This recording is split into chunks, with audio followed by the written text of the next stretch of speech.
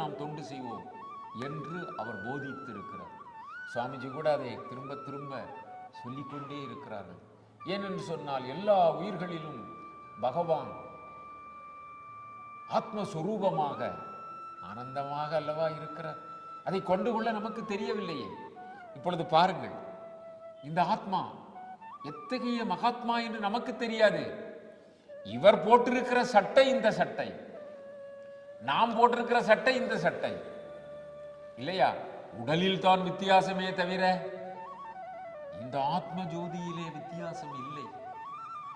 எல்லா உயிர்களிலும் ஆத்மஸ்வரூபமாக நானே இருக்கிறேன்.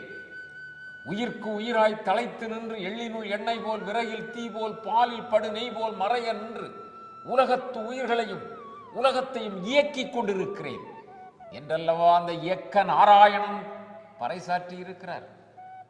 அதுதானே